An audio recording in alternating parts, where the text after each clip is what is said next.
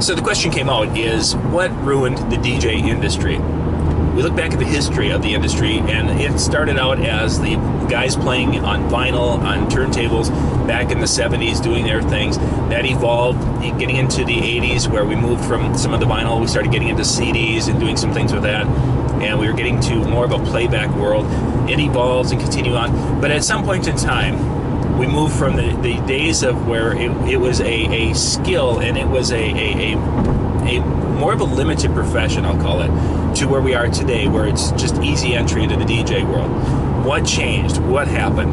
Well, looking at a couple of things, if we look back at the history, just the music itself, we started out with vinyl. In order to have the songs that people wanted, we had to go out and buy vinyl, whether it was a 12-inch single, or if it was a full LP, or if we had to go get a 45. We would go and we'd have to purchase songs individually, or really it was individually, because you'd only get maybe one or two good tracks on a LP.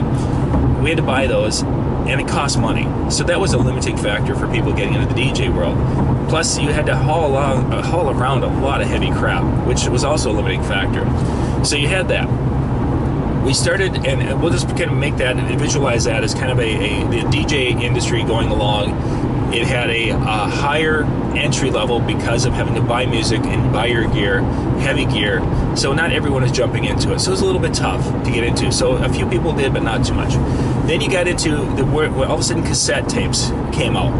And there was a little bit of a blip where it started kind of, again, ruining the industry. Let's call it a slide. It maybe did a little bit, but not too much. It was kind of and then there was a little bit of a correction, because we found out that cassette tapes really sucked. You could put a compilation together on a cassette tape and play that, but really for performing and DJ work, cassette tapes just were not a really viable option. They would be something that you'd put a 1 hour or a 90-minute side of a tape, you'd put that together, and you'd go and you could allow maybe make that as background music. That was really the best thing a cassette tape could do. But for playing back and forth, it was cumbersome. So there was a blip. But the real downward spiral when it came to music happened with the advent of inexpensive CDRs. Prior to that, we would have to buy albums, then we had to buy our CDs, and there was a lot of money involved. You get to inexpensive CDRs where you can make your own compilations, and mini discs kind of fit into this for a little blip on the radar also. But the CDR, you can now borrow music from your friends or borrow music from a library. A lot of DJs did this. They would get the music and they could compile it to one disc. They could take and make the best of compilations. Once CDRs became inexpensive and reliable, that was a big thing, as a lot of the early ones weren't. That started a much quicker decline, we'll call it, in the industry. The next decline happened with the advent of MP3. The MP3 themselves were just a little blip at first, but once the ability to the faster internet connections and things allowed you to do file sharing, that really started the downward slide, because now people could go to different places and they could find their music, could download music, could share music, they could fill up a hard drive, they could share the hard drives around. So that was kind of a downward slide. And then the final little part of it is as we get to today's world, where now you can go to YouTube and you can find any song and you can pull the video off, or you can pull off the audio and you have your music. You can go and to a friend's house who's got a huge library on his hard drive, you can copy that. So really, the file sharing is the kind of demise, we'll call it, of the DJ industry as we knew it.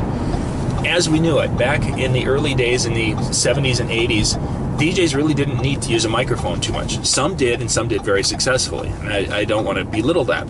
But most of us didn't. Most of us were there because we had a great collection of music that no one else had, and we were great DJs because of that.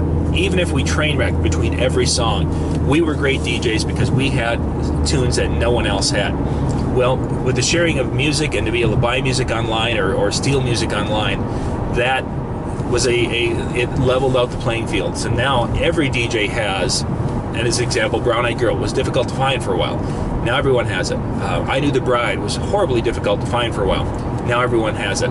Those types of things really evened out the playing field, and now because of that, those who are kind of relying and wanting to be that music playing only DJ who never did anything beyond that, play the song out, fade out at the end, start the next song. Those DJs are finding that the industry is ruined, and I can appreciate that, because I was one of those guys at one time. But as things moved along, I started to see the writing on the wall saying that wasn't the future of the industry. Today, to be successful, you can't be just a playback DJ. You have to evolve, because everybody can be a playback DJ. Heck, my cell phone can be a playback DJ.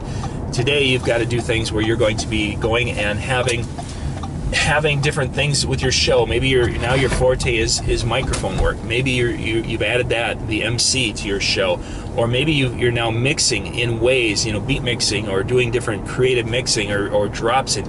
But anyway, it's a show now, as opposed to just being music and the music being the main part of the show. It's still a part, but the really successful DJs are doing things beyond just playing that music. So has the industry been ruined? No, it hasn't. The only thing that's been ruined are the people who have really neglected to evolve and haven't spent the time to build their craft and take it to a different level, because things have evolved. It's kind of like the guy who's he didn't want to buy a hammer because of that modern technology, and he loved to pound nails with a rock. That guy who's continuing to diss everybody who had a hammer because he wanted to use that, he loved his rock. His pet rock was his favorite rock for pounding in nails. It doesn't make sense. And then, of course, he looks at the guy who's got the nail gun, and he's thinking that person's the biggest hack in the construction business, because he's not using a rock, or he's not even using a hammer. Yeah, or some people are coming in and just really killing themselves when it comes to the DJ industry. So anyway, the industry is not ruined. It has evolved. Have you evolved with it? Has your show evolved to really become something that you'll be able to sell from this point forward?